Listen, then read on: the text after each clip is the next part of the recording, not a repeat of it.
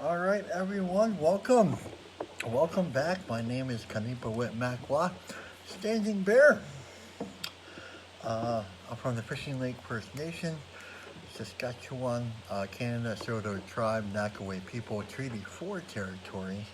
For those of you who are in the know, and now everybody is in the know. So welcome back, everyone. We're here frequently on this place, this time right here. Let me adjust this a little bit here. Okay,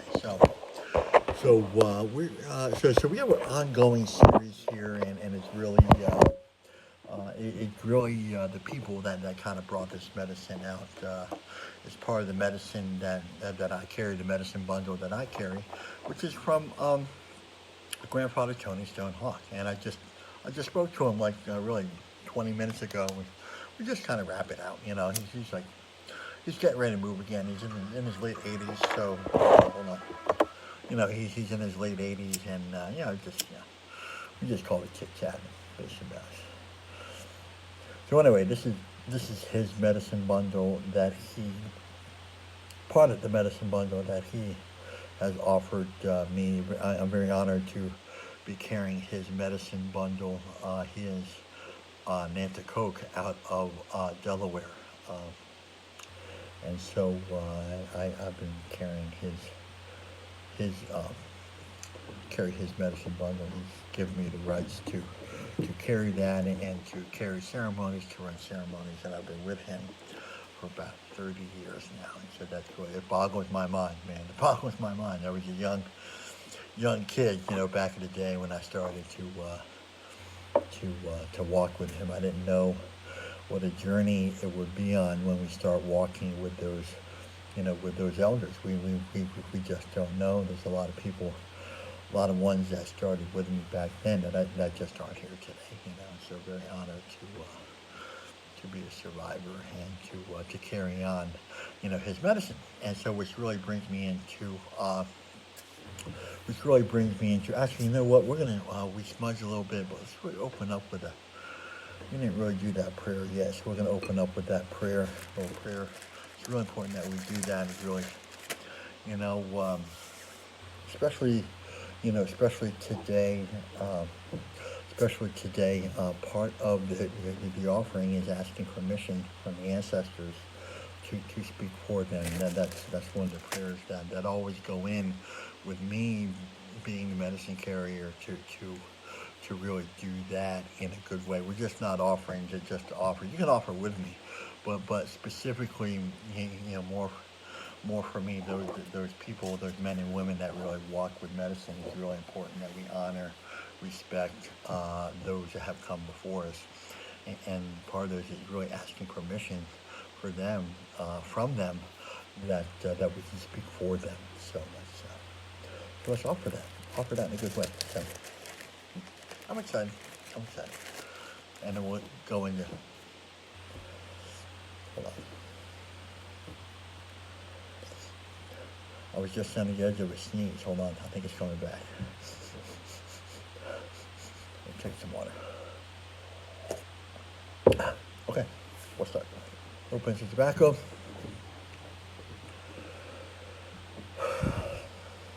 Great Spirit. Creator, Great Spirit, Kitchen Manitou. Megwitz, thank you. Towards on to me. I love you, we love you. Thank you for this time. Thank you for the moment. Thank you for this ceremony. Thank you for this particular ceremony. Thank you to Grandfather Tony Stone Hawk for allowing me to tell his medicine and his story from his ancestry. And so I'm so grateful to be here and to really celebrate life through these medicine stories. I mean no harm in what I do. I ask in a good way to be those hollow bones for your voice, your wisdom, your power, your compassion, your love, your light, your gentleness. Allow that flow to flow through me to the people today. To the people today, to everybody out there in all those other circles that will be hearing it and are here, both seen and unseen. Again, I mean no harm in what I do here. So it's a little bit more of a focused prayer because we really have to be very careful, with that particularly. Particularly, that's one of the deeper teachings with the. Hold on.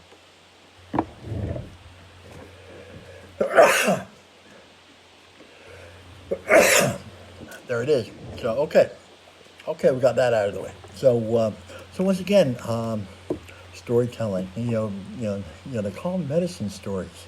And it's so important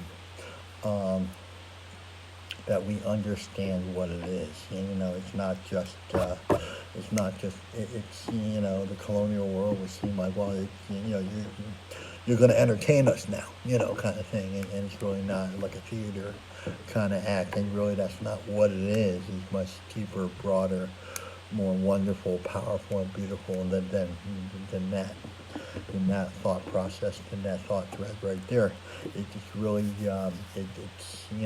indigenous communities would pre-invasion would come together on a nightly basis. They would have a community tent or longhouse or wigwam, teepee, whatever that is, depending on the region, and they would get together, and the grandmother would get together, and the little ones would get together, and they're all sitting playing quite often, and they would teach and tell stories. And their stories, medicine stories, they help create, maintain, understand our connection to all living things. So it's not just like the two-leggeds, all these stories. One of the big things that we have here, you really understand that it's not only two-leggeds that have a voice, that dream, that do things. It's quite often, there's stories about wolf dreams, about bear dreams, and a story of the bears, which we might get around to that, That's not the story today, but it's really teaching the young ones that those others, two-legged and four-legged and winged and creepy crawlies, they all have spirit, and once we understand that, then we can relate to them, and we understand that they're not just some kind of, kind of just, oh, it's just a living creature. The Western world, the colonial world says, oh yeah, a tree's just a tree. It's just, it's inanimate. It doesn't have a voice. It doesn't sing. It's just a tree. It doesn't do anything. Well, no, not well. Hold on. Pump the brakes there, though. Pump the brakes, short stack. So we as Indigenous understand everything has a voice. They have dreams. Everything has dreams. Everything that we have, they have. And these stories really relate to that. And once we really understand that, then we can connect to them on a much deeper level. Then it's not just something out there. It's not just some butterfly out there. It's like, oh yeah, well, it's a pretty butterfly, but yeah, it's just, butterflies don't dream. They don't have dreams. They don't go to heaven. They don't do this, and they're just like heaven. They're only here for 6 weeks, blah blah blah. But they're beautiful. They're powerful, and really, the medicine really says it all. The medicine stories. They have medicine for us to live a good life. Really, all the creatures and all those things that we talk about in the stories, they have medicine for us to live and walk in a good way. And we as humans have forgotten how to do that. We've forgotten to live and walk in a good way. We're destroying the earth. That just says it all right there. Who would destroy it? You see the trees destroying their home. You see the butterflies destroying their home. You see the beavers destroying their home, or the bears destroying their home. No, because they live in absolute harmony with everything out there. And the only thing that doesn't live in harmony out there are the two-leggeds. Are the two-leggeds. So these stories, they bring us back to a place of balance. So this is a far cry from, because people would say, oh, I'm still waiting to get entertained by your storytelling, and that's why I kind of go into it like a little bit, it's not really entertainment, it's an education type thing, so we can relate to all those beautiful things out there. It gives us new vision, new eyes, new wisdom, new compassion, new gentleness. All those things that we lack as humans on a regular basis is what the medicine story really brings out in us. So then they remind us that everything is sacred, because we're so quick to forget that. We're so quick to, we're so stuck in everyday life. And so in Indigenous world, these are taught would be, since they're very little. The little ones are taught how to listen in a sacred way. The little ones are taught really how to understand that listening is the first form of communication. So, it's not just listening to me, but it would be listening to Mother Nature out there. People ask me, saying, I really love your flute, and I love the way you play. And I said, like, what else would you recommend for some kind of healing? Well, I would recommend, going out to the country, the park, the woods, nature, Mother Earth, and just sitting there. That is, we want to talk about sound baths and sound healing. We understand as Indigenous that there's a frequency out there that we're part of which is we're out of balance. So when we go into nature, we feel really good afterwards, because that brings us back to that beautiful, beautiful place of balance. The trees whisper, the trees talk, the trees sing, the birds sing, the birds whisper, all these beautiful harmonic rhythm in balance, flowing, and harmony type things, when we walk into that environment, then we become, that harmony and balance, and we become all those things that we walk in. But like if we're on our iPhone and we're walking through the woods and we're scrolling through Facebook, then we completely miss, opportunity missed. Opportunity missed. So put away your phones, put away all electronic devices, leave them in the car. Bring some tobacco. Bring some tobacco and just say, hey, thank you. How about that? We talked about that the other day. Really just talking about, hey, thank you is a really, really good prayer, and really just a forgotten prayer, and we are walking among, we have to remember also that when we're walking out in Mother Nature, earth, park, woods type thing, that we're really walking among our ancestors, and that we are never really alone out there. So, a lot of lonely people out there, and I field a lot of questions, and I'm very honored to do that. I try to answer as many as I can. Can't answer all of them, but I try to answer the ones that are most common, kind of thing. And one of those things is most common is, obviously when we go out there, we walk, we feel, they are telling us their story out there. They and I want you to sit and I want to pray.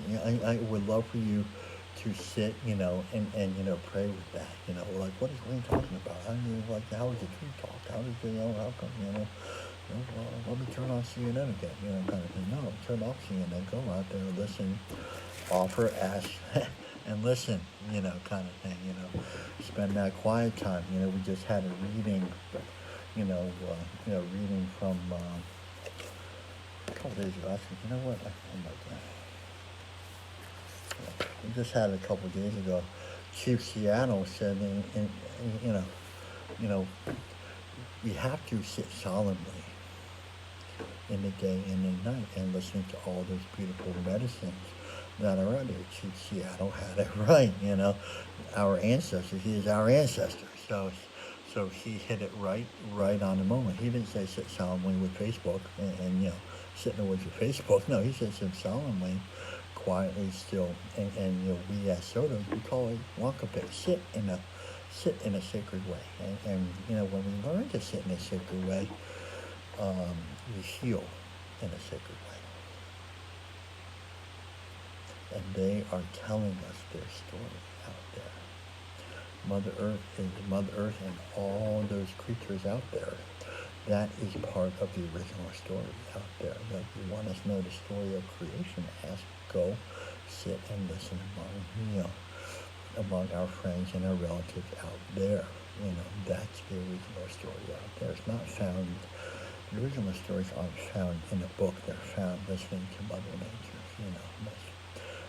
And the thing is, books may come and go, but nature is still out there. I would just go and sit and really, really enjoy. And their stories may look like the birds singing. Their story may look like the wind blowing through the trees. That gentle sway. That breeze. And the trees just kind of swaying. The branches just kind of sway. They are telling you their story, and they're telling us how to live. So these are so the stories that our elders told, that grandfather Tony tells. He knows 800 stories. It boggles my mind. That boggles my mind. So I say, I say it all the time, like, how does a guy know 800 stories?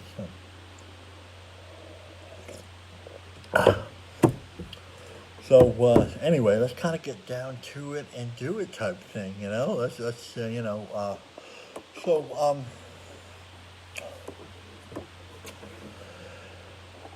So these, these are, these medicine stories. They're stories. I pray about these stories. especially when it comes to a really sacred time, a sacred moment, a sacred ceremony, a sacred space that we are in, right now. We really have to. I pray about this. I pray about it. It's not just like kind of like sometimes I pray about it and then I come up with an answer, and then have a couple weeks ago or something like that. I had I take notes. I take notes. I say, oh yeah, this is a good story for Friday. Yeah. Then I'll sit there and I'll pray with it and be like, no, okay, then I'll write another story down.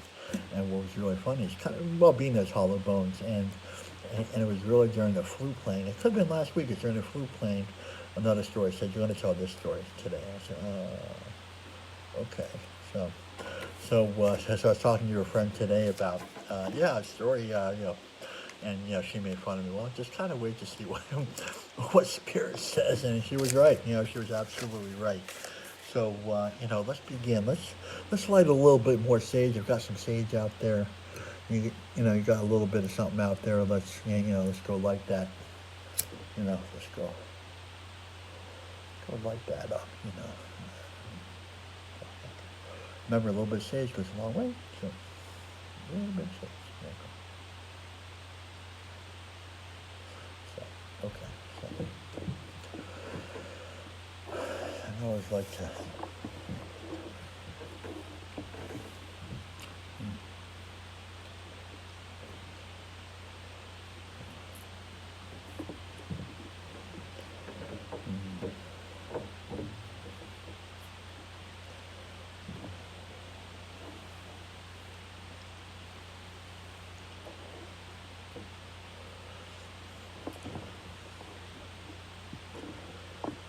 It was dark. The sky was black. The night has come in. The stars were out. The moon was glistening on the pond right next to the field. A little opening between the forest and the other side of the forest. There's a little opening there. And it was home to many, many, many creatures and many things and many spirits. And on this one particular branch, there was a butterfly. There was a butterfly there, and he was just sitting there, and he had woken up early. And he kind of stretched his butterfly wings, and he was just flapping them a little bit. He was sitting there, and he noticed the sky was changing colors. He had always woken up in the day before, so he never noticed how beautiful this one was. He said the sky was changing from a pitch dark black to a lighter shades of purple. And then the lighter shades of purple turned into more lighter shades of purple. And he said, wow, this is amazing. Amazing.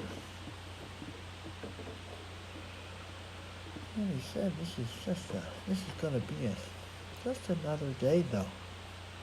This is beautiful, but this is going to be just another day. I'm going to do all those things, butterfly things, too. I'm going to go visit with this butterfly and that butterfly, and I'm going to go see this flower, and it's always the same old thing. And again, he kind of flapped his wings, and he just said, okay, and he stood there, and then he kind of closed his eyes again, and then he kind of woke up. I guess he kind of dozed off, and he noticed the sun was just about to come over the horizon. It's got that little glow that's there.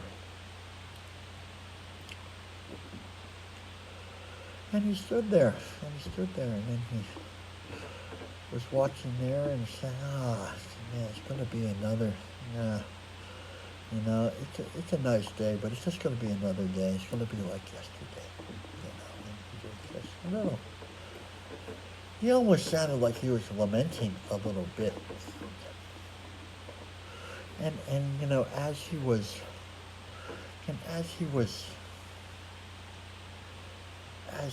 there,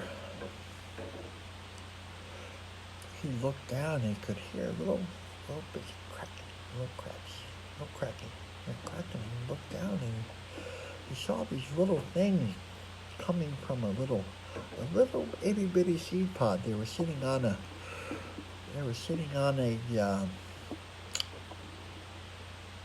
piece of grass that had grown there. They were grown from the underside, and then he saw these things flying out. They were flying out. There were so many of them now. They were just coming out by the literally hundreds now.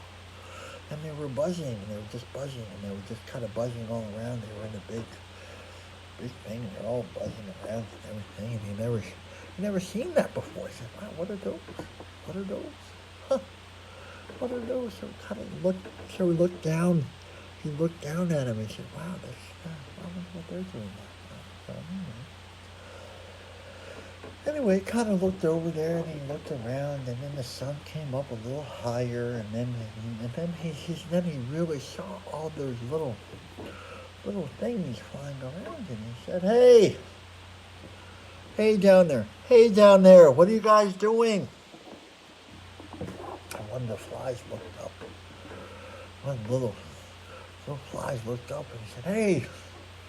And the little guy kind of swirled, kind of swirled up, and he kind of sat next to the butterfly, and he says, "Hi."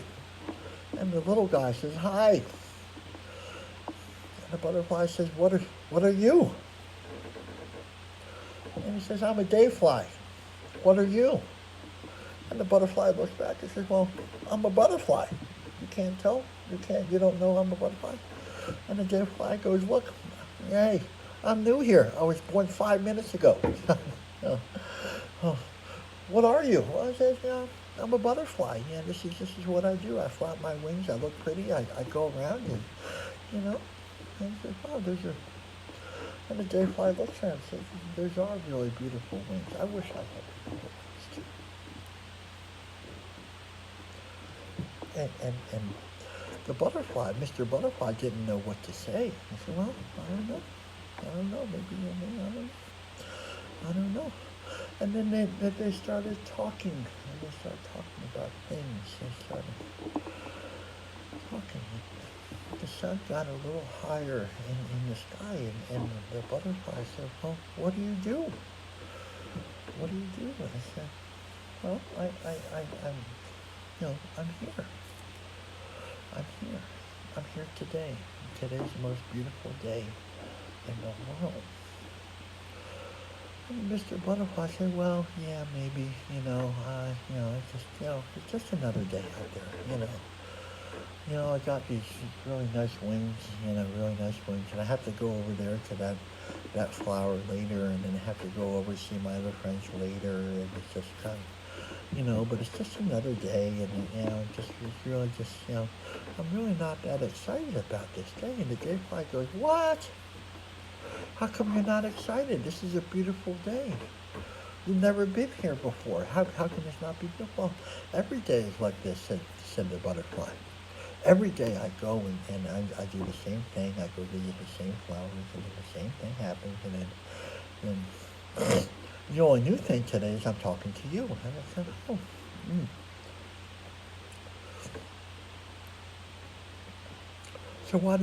So the butterfly asked, said, why do they call you the dayfly?" So the fly says, "Well, because I'm only here for one day. And I want to make today the most beautiful day.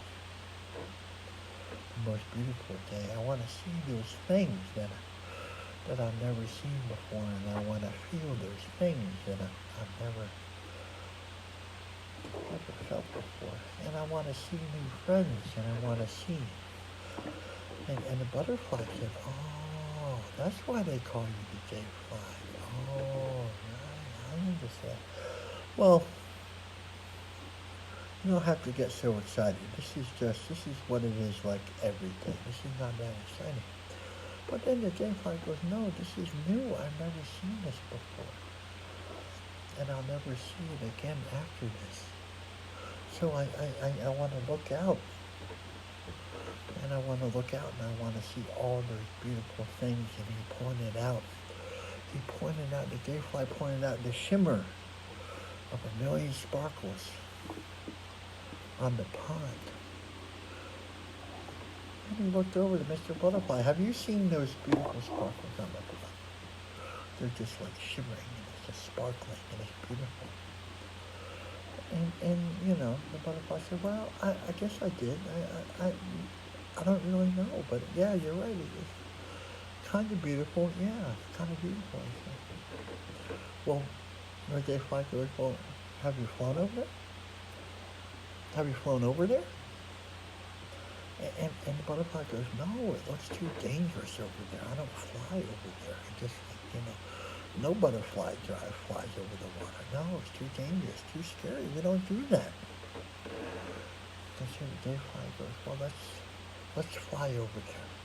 Let's fly over there and see what it's like. And the butterfly goes, well, I'll do it if you're with me. And so they agreed to fly over and they flew over there. And the sun was about mid-morning, and so they flew over there and they looked over and they could see a million sparkles and they said, wow, well, they could see like through the water, you can see the bottom of like the pond there. And they're like, wow, I've never seen that before. That's beautiful. That is beautiful. And the butterfly goes, wow, that is beautiful. I've never seen that before. So anyway, let's go back to the branch. And so they go back to the branch, and you know. So again, before too long, the butterfly was lamenting about, oh yeah, we go over there, yeah, we go over there, and we go over there, and it's just kind of boring. And he said, you know, but the gayfly was, no. Let's do all those things that you've never done, but we can do them together, type thing, because I've never seen them or done them either, so let's do that. And then he pointed over to a purple flower over there. I said, what's that purple flower doing over there? I said, I don't know. The butterfly says, I don't know. Well, have you visited that flower? He goes, no, that's not what we're supposed to do. We're supposed to go to this flower, and that's my journey. Go to this flower only, and over there to that flower, and over there to that branch, and then I pretty much come back here. And then the butterfly goes, well, let's go over to that new flower over there. And so that's what they did. They went over to the new flower, and they checked it out, and it smelled good, and the butterfly loved it. It smelled good, and then they went to visit like another new flower, and you know that was good. And so anyway, it's about kind of mid-afternoon now. You know, they finally got back to the branch, and I said, well, and you know, the butterfly was grateful. You know, I was grateful once he had all these new experiences, and he looked over to the gayfly and said, what are you gonna do?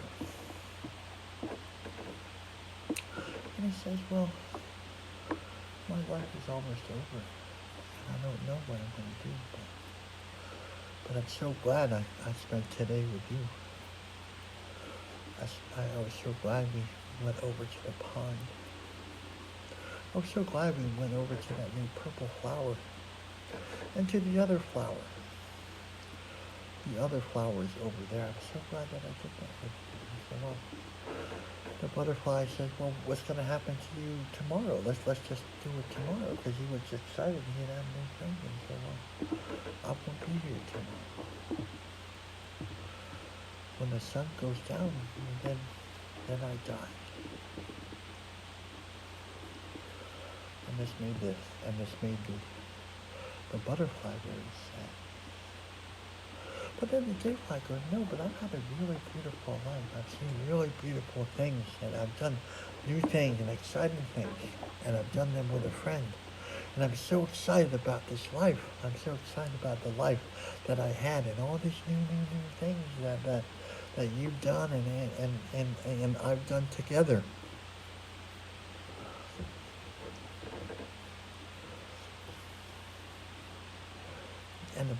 butterfly got sad. I said, well, what's going to happen to you? What's going to happen tomorrow? He said,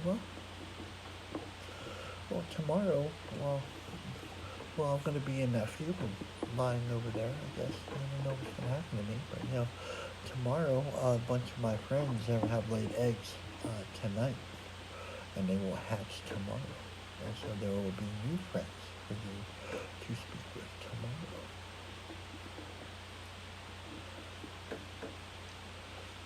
And the butterfly was thinking, and said, how could this little guy, this little dayfly be so happy about living one day? How could that be happy? How could he be happy and just living one day and just seeing all that? And he didn't seem sad at all. He was very, very happy. And then the sun he noticed the sun started to go down.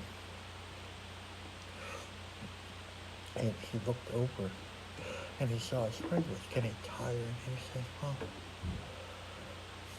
it's been a beautiful life with you. It's been a beautiful day today. I said, thank you very much. Thank you very much for being my friend. And now I have to go to sleep now. And the rest of my family will come see the rest of my family tomorrow. And you can show them all the new adventures that you showed me today. And so the dayfly flew off. And the butterfly just sat there and said, I'm going to miss my friend. I'm going to miss my friend.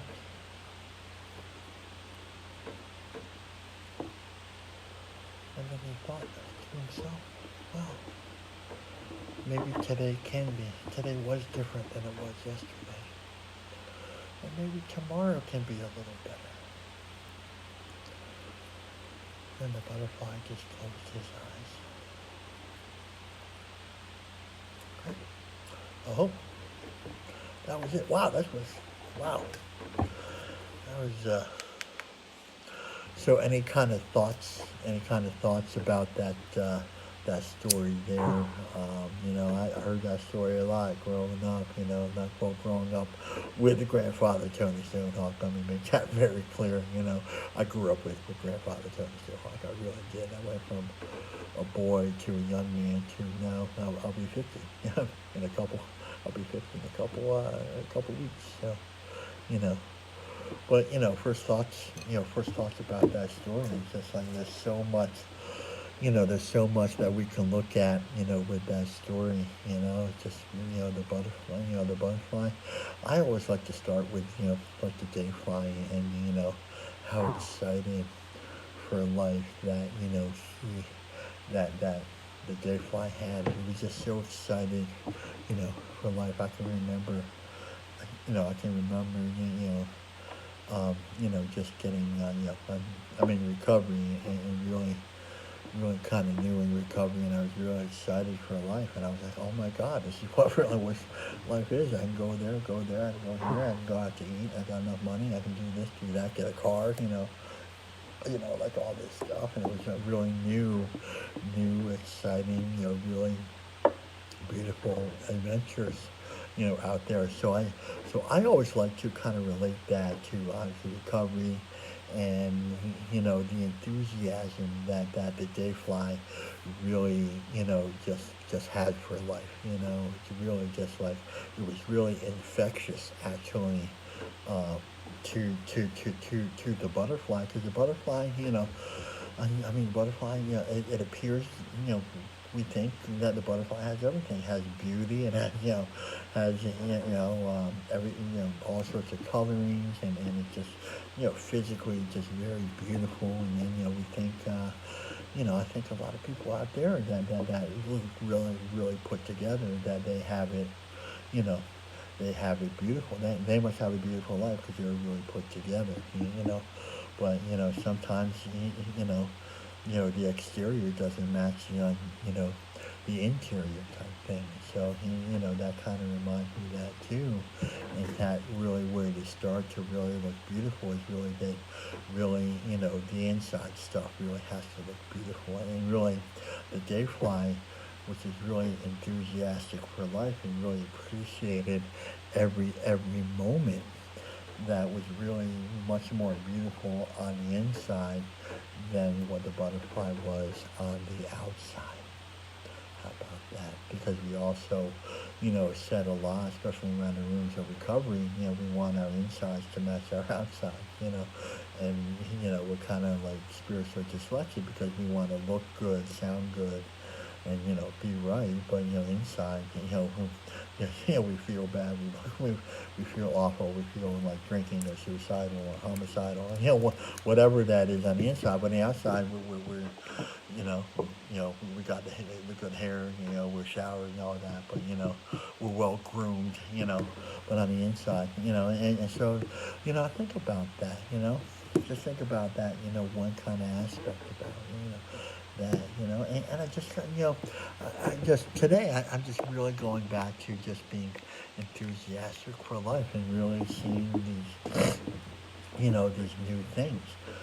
For me personally, I'm about to go on to Las Vegas. I've never gone there before, so I'm a little bit like the Dayfly. I'm like, oh, I'm so excited. I've never been to Vegas before, not going to, not going to go crazy in Vegas, but just to kind of be there and just kind of like, like I go to places and I feel them out type thing. And I'm not going to sit on like a strip or anything, kind of vibe it out. Or I might smudge a strip while I'm there when no one's looking, but some Indian walking down the Vegas Boulevard, with a smudge pot. I see me on CNN. I don't know. But anyway, no, I went to Santa Fe actually this time last year, and I just kind of walked up a little bit up into the hills, and I just wanted to feel what was going on, and kind of walked up to the mesas a little bit and just kind of feel it, and it was really, really beautiful. Same thing. I did that in Germany a couple years ago. Man, I just went to this one field that was covered. Actually, it was covered in butterflies. It was like a carpet of like yellow butterflies, just kind of like.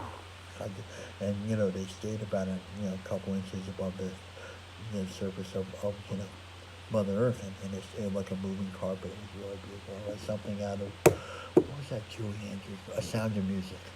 Something awful like the hills. Hills Are Alive with the Sound of Music. I'm not going to butcher that song, but I can remember walking out there, and that's exactly what it looked like. We did a little beautiful ceremony, a little teaching, up there, and it was really, really absolutely, beautiful. And, again, went there to vibe it out, and I could feel that beautiful, beautiful energy, and so that's what I'm going to do out in Vegas. We're going to be a little bit outside of Vegas, but, I'm excited to do that, like that spark for, life that Dayfly, that Dayfly had, Little Dayfly, it taught me a lot, it taught me a lot about gratitude, it taught me a lot about how to, stay in the now right here, stay in the now. Look at everything beautiful right now, right here, right now, Look at everything beautiful. You can't find anything beautiful? Look for something beautiful. Look until you find something beautiful. And for me, the Dayfly teaching is that keep looking until you find something beautiful. And then once you find something beautiful, keep looking type thing, keep looking for that absolute beauty everywhere, and we don't look for beauty. It's just kind of like, we don't look for beauty on a regular basis. That's part of putting some spiritual skin in the game type thing. Recovery talks about a price has to be paid for, and part of the price that we have to pay, and really an opportunity, is to really look for that beauty everywhere. So, and I can remember grandfather, a couple of things, really just stick with me, they really pinged me, they pinged me and said, when they're saying wherever you go, look for beauty, kind of thing, wherever you go, look for beauty. When, we meet somebody, let's look for beauty, within that person kind of thing. that's less prickly. They may appear to be wounded on the outside, but there's, I still can find beauty, and in that beauty is where my compassion lies. It's not in what they say or what they do, the harsh words that they say to me. It's that beautiful part, within them, and that really began finding, and I challenge you to do that with you, to find that absolute beauty, within, within you. Find that absolute beauty within you. That absolute beauty. That beauty. I'm not talking about conceit. I'm not talking about that. I know some people went there, but I'm not. That's not what I'm talking about. For me, it really kind of looks like, because I grew up in the colonial world. I grew up in Cherry Hill, New Jersey. It's kind of like pretty cool place, pretty cool place, I probably would have been treated a little better if I was white, kind of thing, but I can remember kind of scrubbing, trying to, going home and just taking a bath and just kind of, because they said I was dirty, and I'm like, as a little kid, you think they call you dirty enough, then you are dirty, kind of thing. I remember just kind of like taking the soap and just kind of like, doing my face, and I couldn't, I couldn't take my dark skin off. I couldn't do that, but then as I grew spiritually, especially when Grandfather Tony said, try to find the beauty in you, and he said it's not about conceit, but then, then I started thinking about, like my long hair. I started, hey, this is pretty cool, pretty cool. Now it's like I'm starting to get a couple silvers in there, not gray. I know some people went there. I'm not talking about gray hair, I'm talking about silver hair. Like I got a little silver streak, silver streak going on here, and, I think that's pretty cool. I think that's part of me, I think I earned those, kind of thing. Let's go back to the color of skin. I really said, look, I really got to that place where I am unique and I am beautiful. And that's what makes me beautiful, is what makes me unique. Even, my cleft palate was really a point of like shame and guilt. Like I would always talk like this and just talk like, kind of just so you wouldn't see me. Well, it was obvious what I was hiding, But now it's like, hey, man, whatever, dude. It's just it's just part of, it's just a beauty mark, as far as, I go, just kind of like that, And, it's just, that's just, and so it really being, comfortable, and, once I do the physical, and then I go into the spiritual, and going on to, I used to lament all the time about my mistakes, and then that was my mistake, because the Western world tells you are your mistake, you're always going to be this, you're always going to be that, well, your history is something, your history dictates your future, and all this stuff, and everyone's telling us. So, but that's really not true, that's really not true.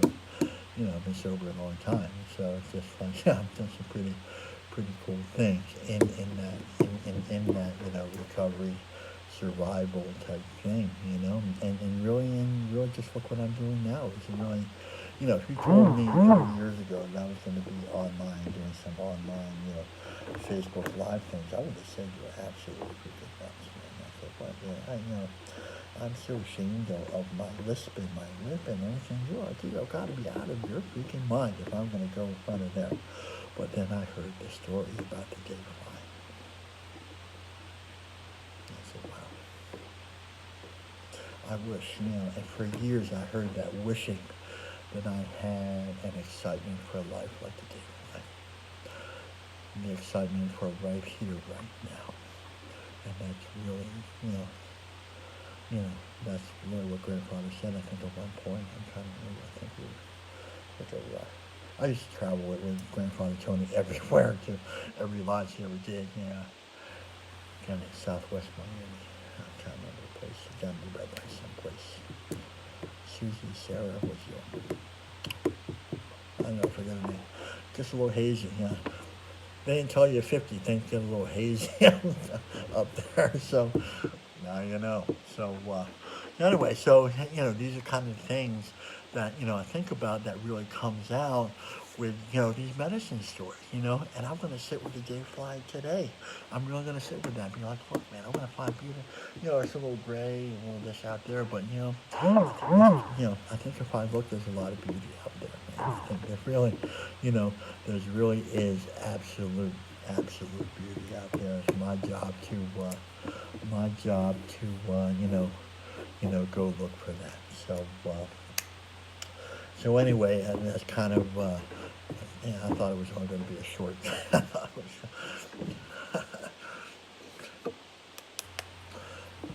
was, it's a shorter story. There's like, it's probably like 20 or so jumping mouse stories. I probably good with probably about 5 or 6 of them. And they're lengthy. They're like an hour long. Their stories. I say, I can't stick them. Let me stick with the day fly story. So, but newfound, and there's day flies here. The day flies are here. They'll come out in the middle of the day, and we'll just see them, and then they're gone. And so, how precious life is. Day fly taught me how precious life is. We're only here for a little bit. We're only here for a little bit. Make every moment, every second, every breath count. So that's everything I get from that. Help out as many people as along the way. And really, part of that story too. Here I am. I thought I was going to shut down. I'm going to, here, he was so, there's like a sense of adventure, when it comes to like the day fly, So, well, let's, like my new friend, let's go do something new over here, and they went over the pond, how beautiful that was, and they saw new things. They saw, there's a part of it I forgot, their reflections in the pond there. They looked out and they saw their own reflection too. Sorry about that. I'll tell it better next time. So, like the reflections in there, and then the flowers, seeing the new flowers, and what was something that you would want to do? It's kind of, I don't want to say bucket list kind of thing, because that sounds really colonial kind of, bucket list kind of thing, But what could we do today that will be in the spirit of the day fly type thing? What could we do today? What could we do today? And I guess I'll end with that. So anyway, if no one told you, and I did get that note halfway through, but like my eyes were closed, but I was peeking, and there was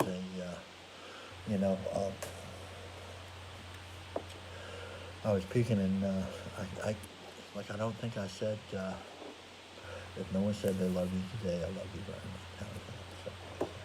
So I heard it all. Well, let's close out with the Standing People, and let's really enjoy what they have. They're the first ones to offer this song, by the way. It's not me. The song always comes from the Standing People. So. Sorry.